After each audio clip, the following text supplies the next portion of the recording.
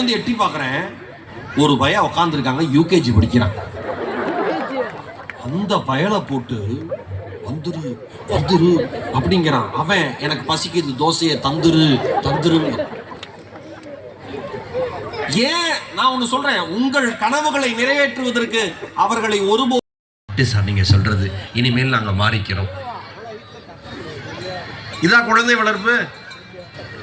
நீங்க குழந்தைங்களை இயல்பா விட்டீங்கன்னாவே அவங்க ஜெயிச்சிருவாங்க. எல்லா பள்ளியில படிக்கிற பெற்றோர்களுக்கும் அந்த குழந்தைங்களுக்கும் அவங்களோட பெற்றோர்களுக்கு நான் சொல்ற ஒரே விஷயம் என்ன தெரியுமா?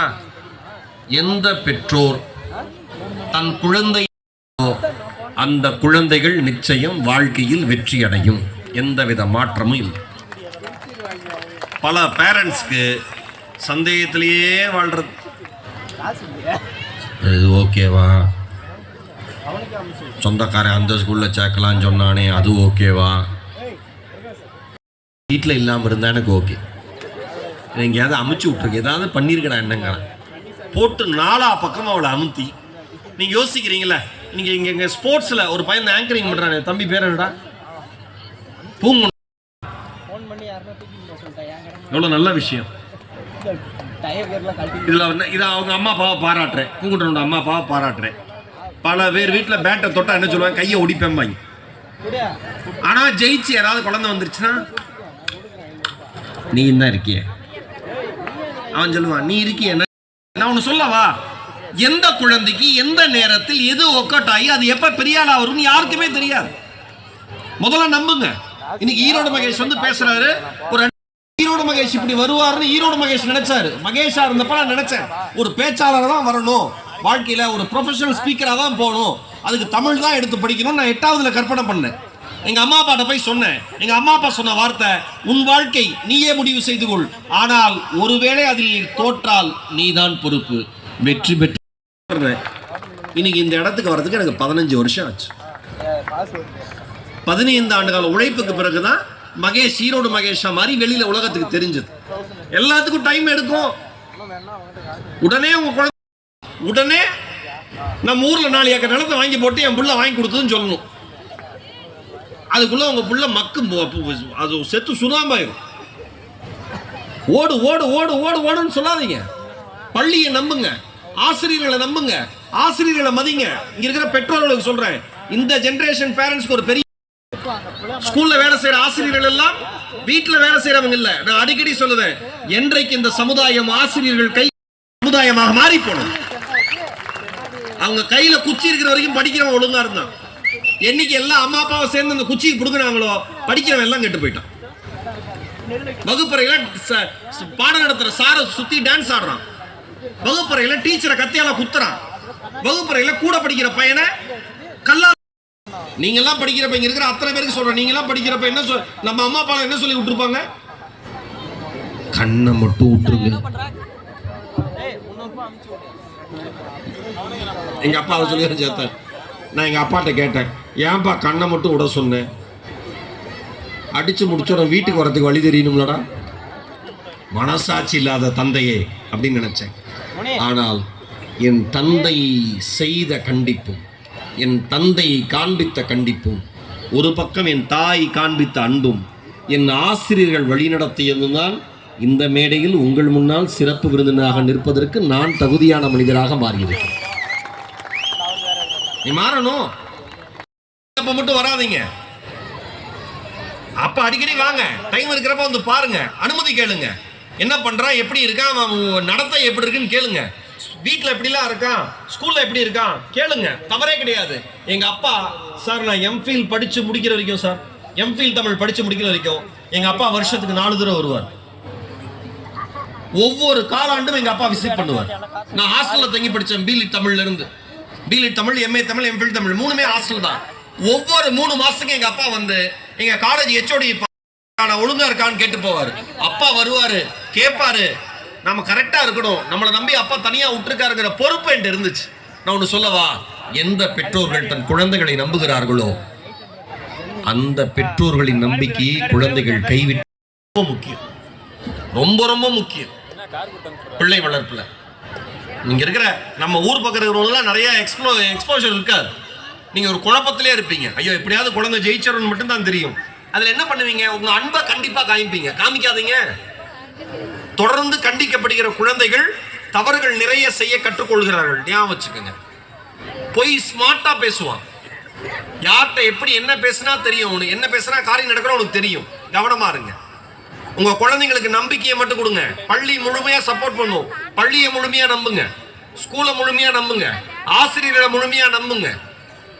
உங்க குழந்தைகளுடைய நடத்தையை எப்பொழுதும் வீட்டிலே அன்பாக இருந்தபடியே கவனித்துக் கொண்டே இருங்கள். ரொம்ப முக்கியம். ஏன்னா நாம படிச்ச காலகட்டம் மாதிரி நீ குழந்தைங்க படிக்கல. அவங்களுக்கு ஆல்ரெடி நிறைய பிரஷர் இருக்கு. போன் இருக்கு. போன் பார்க்காத நீ குழந்தைங்கிட்ட நீங்க சொன்னீங்கன்னா நீங்க எதிரி ஆயிடுவீங்க. கரெக்டா? ஒத்துக்கிற அம்மா அப்பா மட்டும் கை தட்டுங்க. கை தூக்கிட்டாங்க எல்லாரும். கரெக்டா? போன இன்னைக்கு நான் பார்க்குற ஒரு ஹோட்டல்ல அந்த குழந்தை சாப்பிடுது, போன் அப்படி எடுத்தா இப்படியே போன்லயே இருக்கு. நீங்க கண் பிரச்சனை வந்துச்சுன்னா டாக்டரை போய் பார்த்தீங்கன்னா டாக்டர்ஸ் என்ன தெரியுமா சொல்றாங்க? ஒரே இடத்தில் குறிப்பிட்ட தூரத்தில் உங்கள் பார்வை நிலையாக ஒரே விஷயத்தை பார்க்கிற பொழுது நிறைய பிரச்சனைகள் மன ரீதியா வர்றதுக்கு, பார்வை ரீதியா வர்றதுக்கு வழிவகுக்குன்னு சொல்றாங்க. நான் மேடையில் இருக்கிறவங்க இருந்து கீழே இருக்கிறவங்க இருந்து அத்தனை பேருக்கு ஒரு கேள்வி கேட்கிறேன். நம்மளுடைய அதிகபட்ச பார்வையினுடைய தூரம் எவ்வளவு இருக்கும் நினைக்கிறீங்க? எவ்வளவு தூரம் மனுஷனால பார்க்க முடியும்? இப்படிதானே சார் படிக்கிறோம். பேப்பர் இப்படிதான் படிக்கிறோமா? புக் இப்படிதான் படிக்கிறோமா? போன்லயே வாழ்றோமா? போன் இவ்வளவுதான் பார்க்கிறோமா? என்னைக்காவது ஒரு 20 அடி 30 அடி தூரத்தில் இருக்கிற ஒரு பொருளை 5 நிமிஷம் தொடர்ந்து பார்த்த வரலாறு இருக்கா? சின்ன வயசுல நமக்கெல்லாம் பொழுது போலன்னு சொன்னா வீட்டுல அம்மா அப்பா என்ன பண்ணுவாங்க? வீட்டுக்கு உட்கார வச்சு ஜன்னலை திறந்து விடுவானுங்க. என்ன தர்மபுரியிலும் ஈரோட்டிலையும் பனிமலையா பொழியும்? போர் அடிக்குது, உட்காரு வேடிக்கை பாருங்க. அக்னி நட்சத்திர வெயில் கொதிக்கும், எதையாவது பார்த்துட்டு. இங்க இருக்கிற பேரண்ட்ஸ்க்கு சொல்றேன், மயோபியான ஒரு வியாதி இருக்கு, கண்களுக்கு வந்துடும் என்று சொல்லுவார். அதற்கு தகுதியான ஆளா நாம மாறலன்னு சொல்லுவார். என் அன்பு பெற்றோர்களே, ஒரே இடத்துல கண்கள் நிலையா இருக்கிறப்ப பிரச்சனை வருது. இந்த பிரச்சனையை தீர்க்கிறதுக்கு என்ன வழி தெரியுமா?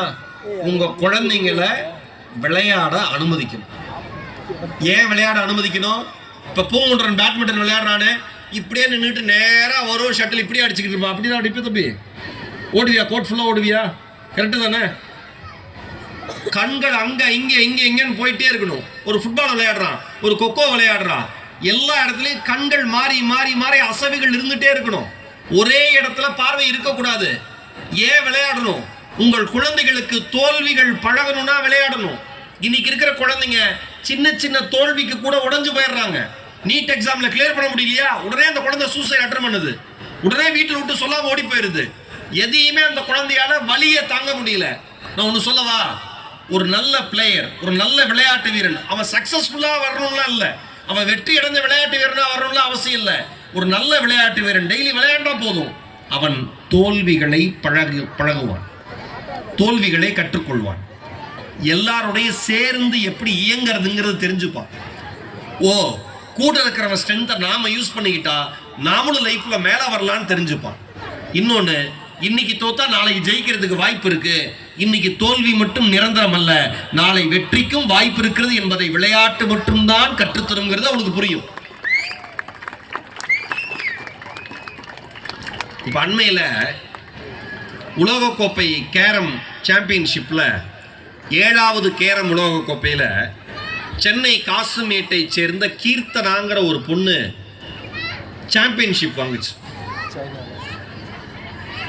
டிசம்பர் 2 இருந்து டிசம்பர் 6 வரைக்கும் மாலத்தீவில் இருக்கிற மாலேங்கிற நகர்ல அந்த போட்டி நடந்தது. கிட்டத்தட்ட 17 நாடுகளை சார்ந்த 150 போட்டியாளர்கள் கலந்துக்கிட்டாங்க. காசிமேட்டை சேர்ந்த கீர்த்தனா, நீங்க வீடியோ போய் யூடியூப்ல கேரம் போர்டு கீர்த்தனா அப்படின்னு அடிச்சு பாருங்க. அந்த வீடுன்னே தெரியாது, அப்படி ஒரு வறுமையான சூழல். 10வதுக்கு மேல அந்த குழந்தை படிக்கல, 10வதுக்கு மேல அந்த குழந்தை படிக்கல, வசதி இல்லை, குடும்ப சூழல் அப்படி. எனக்கு ரொம்ப பிடிக்கும். எங்க அம்மா ஒரு விஷயம் மட்டும் மறுபடியும் சொன்னாங்க, எது உனக்கு பிடிக்குமோ அதை ஒருபோதும் கைவிடாமல் பயிற்சி எடுத்துக்கொண்டே இரு, வாழ்க்கை ஒரு நாள் உன்னை கொண்டாடும் என்று சொன்னார். இன்றைக்கு இந்தியாவிற்காக 3 தங்கப் பதக்கங்களை உலக அளவில் பெற்று தந்திருக்கிறேன். சரியான வீடு இல்லை, சரியான உணவு இல்லை, பயிற்சி செய்ய போதுமான இடம் இல்லை. ஆனால் நம்பிக்கை இருந்தது. 10வது படித்து முடிச்சுட்டு அதுக்கப்புறம் என்னடா பண்ண போகிறேன்னு கேட்கல. ஆனால் ப்ராக்டிஸ்லேயே இருந்தேன். ஒன்று சொல்லவா, படிப்பும் ப்ராக்டிஸ் தான், விளையாட்டும் ப்ராக்டிஸ் தான், ஒழுக்கமும் ப்ராக்டிஸ் தான், பண்பும் ப்ராக்டிஸ் தான். எதை நீங்கள் தொடர்ந்து பயிற்சி எடுக்கிறீர்களோ அதில் நீங்கள் மாஸ்டராக வந்துடுவீங்க. குழந்தைங்கள விளையாட அனுமதிங்க. குழந்தைகள்கிட்ட மனம் விட்டு பேசுங்க. மனம் விட்டு பேசுறதுனா எப்படின்னா, இப்போ நம்ம பள்ளியில் சார் எல்லா குழந்தைங்களும் பிக்கப் ட்ராப் பண்ணிடுறோமா? 90%. இந்த 10% அம்மா அப்பாவும் வேனில் அமுச்சு விடுங்க, நல்லா இருப்பீங்க. இது உங்களுக்கு கொஞ்சம் கூடுதல் வேலையாக இருக்கும், ஆனால் என்னோட கருத்து இது. ஏன் அப்படின்னா, நீங்கள் வீட்டிலேருந்து கிளம்பி ஸ்கூலுக்கு கொண்டு வந்து விடுற வரைக்கும் நல்ல வார்த்தை பேசி கொண்டு வந்து விடமாட்டீங்கிறது என் நம்பிக்கை. படிச்சிரு, நல்லா வந்துரு, படிச்சிருவியா, ஹோம்ஒர்க்கு இறக்கி விட்றா. முதல்ல என்ன, நானே நடந்தே போகிறேன்டா, ஷேர் ஆட்டோ பின்னாடி மாட்டு வண்டியில் பின்னாடி தொங்கிட்டு கூட போகிறேன்டா, உங்க கூட வரமாட்டேன்டா. படிச்சிரு, குடும்ப மானத்தை காப்பாற்றிடு. அவன் கேட்குறான், நம்ம குடும்பத்துக்கு இது வரைக்கும் மானமே இல்லையா, நான் தான் வந்து காப்பாற்றணுமா, நீ தான் குடும்பத்தில் பெரிய ஆளாக வரணும். அவன் கேட்குறான், இதுக்கு முன்னாடி ஏன் எவனுமே பெரிய ஆளாக வரல, நீங்களாம் என்ன பண்ணீங்க, கேட்பானா மாட்டானா? குழந்தைங்கள் இதே ஸ்கூல் வேனில் வரப்போ பாருங்கள், அதுங்க உலகமே தனி. ஒன்று சொல்லவா, சமீபத்தில் நடந்த ஆய்வு சொல்லுது, குழந்தைகள் கிடைக்கிற நேரங்களிலெல்லாம் தன் நேற்று உங்கள் அப்பா எப்படி திட்டின, உங்கள் ஆயா எப்படி தூக்கி போட்டு மிதிச்சிச்சு, ஹோம்ஒர்க் எழுதலேன்னு காதை திருநெல்லாம் என்ன பண்ணாங்க, இதெல்லாம் தான் பேச்சேன். அதனால் நீங்கள் வீட்டில் எப்படி நடந்துக்கிறீங்களோ வெளியில் சொசைட்டியில் உங்கள் மானம் போகாமல் இருக்கும். சமூகத்தில் கவனமாக இருங்க. அவன் சந்தோஷமாக குழந்தைங்களோட வருவான், ஆடுவான், பாடுவான். இன்னொன்று சொல்கிறேன், ஒரு குழந்தை அடிச்சு பிடிச்சுன்னு வச்சுங்களேன், அந்த குழந்தை வந்து உங்கள் வீட்டில் சொல்லுது, அப்பா இன்னைக்கு கிளாஸ்மேட் ஒருத்தன் அடிச்சுவிட்டான், இங்கே பாரு கண்ணை வீங்கி இருக்கு.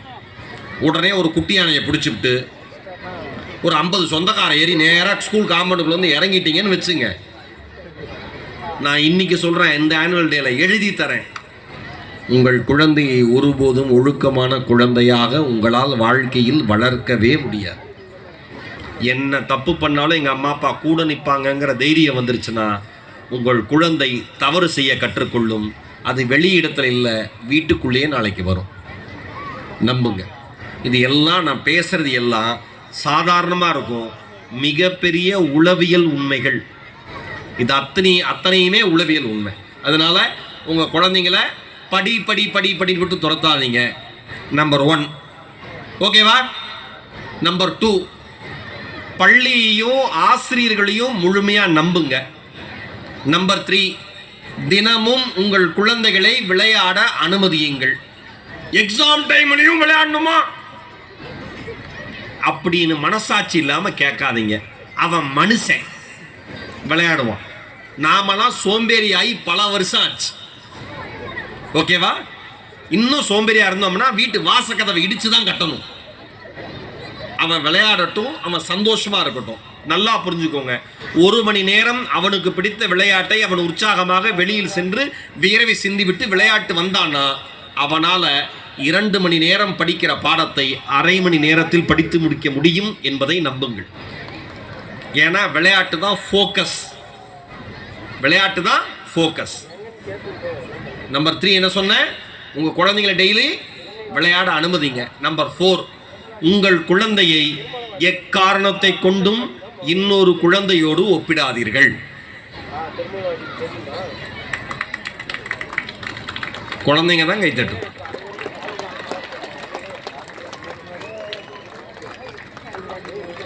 உங்க வீட்டில் அண்ணன் தம்பி, அக்கா தம்பி, அக்கா தங்கச்சி இப்படி இருந்தா கூட ஒப்பிடாதீங்க. உங்க அண்ணன் நல்லா படிச்சா நீ என்னத்தை கிழிச்ச சொல்லாதீங்க. எங்கள் அண்ணன் சூப்பராக படிப்பார், நான் சுமாராக தான் படிப்பேன். ஒரு நாளும் எங்கள் அப்பா உங்கள் அண்ணன் மாதிரி நீ ஏன்டா நல்லா படிக்கலன்னு கேட்டதே இல்லை, எங்கள் அம்மா கேட்டதே இல்லை. காயம் ஆறவே ஆறாது. மறைமுகமாக உங்கள் குழந்தையின் தன்னம்பிக்கையை நீங்களே கெடுக்கிறீங்கன்னு அர்த்தம்.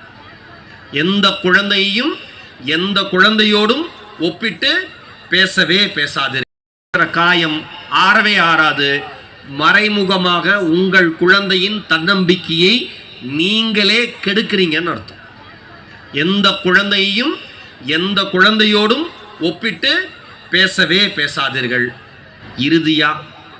உறுதியா ஒன்று சொல்றேன், ஒவ்வொரு குழந்தைக்கும் தனிப்பட்ட ஒரு வாழ்க்கை இருக்கிறது. அந்த வாழ்க்கையை அவர்கள் அனுபவிக்கட்டும். அவர்கள் கனவுகளை நிறைவேற்ற நீங்கள் உதவி செய்யுங்கள். இந்த 5 ரூலை ஃபாலோ பண்ணுங்க. உங்கள் குழந்தை வாழ்க்கையில் சூப்பராக இருக்கும். நீங்கள் கஷ்டப்படுறீங்க, நீங்கள் உயிரை கொடுத்து உழைக்கிறீங்க, உங்கள் குழந்தைங்களுக்காக தான் எல்லாம் பண்ணுறீங்க. இவ்வளவும் பண்ணிட்டு அந்த பட்டாம்பூச்சியினுடைய இறகுகளை தயவு செய்து வார்த்தைகளால் பீத்து எரிந்து விடாதீர்கள். அந்த வாய்ப்பு இருக்கு. நன்றி, வணக்கம். வாழ்வது ஒரு முறை, வாழ்த்தட்டும் இனி வருகிற தலைமுறை. நம் பிறப்பு தரித்திரமானாலும் இறப்பு சரித்திரமாக மாறட்டும். நாளைய வரலாறு நம் பெயர் பேசட்டும். வாய்ப்பிற்கு நன்றி, வணக்கம். Thank you so much. Love you all.